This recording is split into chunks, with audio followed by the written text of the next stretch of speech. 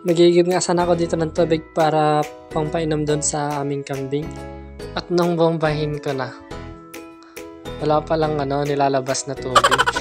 Kaya sabi ko doon na lang ako magigib sa may deep well namin, sa may palayan. Dito nga ipapunta na ako sa palayan kung saan magigib ng tubig. Dahil wala lang ako guys magawa, so nag-video na lang ako dahil passion ko din naman ang pag-edit. Dito nga nagigib na ako ng tubig at ito pala yung sabi ko sa inyo, deep well. At dito nga ipupuntahan ko na ang aming kambing upang painumin ng tubig dahil alam naman natin na sobrang init, nauuhaw din ang mga hayop.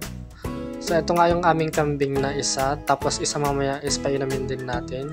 Ito nga ay isa ang anak, tapos yung isa mamaya is dalawa naman yung anak niya. Pakita ko sa inyo later.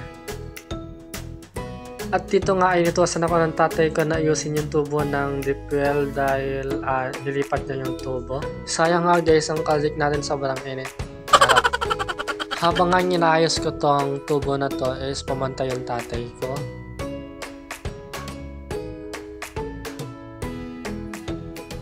Hindi niya nga alam dyan na nag-video ako kaya yung cellphone ko is natumba. Natapos na nga ako dyan mga guys and pupunta na natin yung isa pa naming kambing.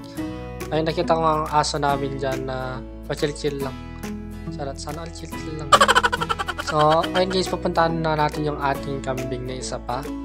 Nadaan ko nga itong kambing guys. Basang-basa, kawawa naman. Lumangoy ata dun sa palayan. Katanga naman itong kambing. Karat.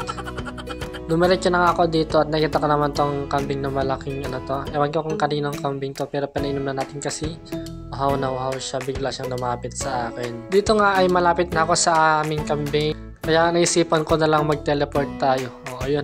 Dito na tayo. Dito nga mga bes, ayaw uminom nitong kambing. Pachusi pa. Ayan. Nalagay ko na sa maliit na tabo. Ayaw pa din uminom. Ito nga po pala guys, yung aming kambing na pangalawa is may dalawa siyang anak. Na ang kakute. Sana all cute. Yung nanonood nga dyan, hindi. Sarap.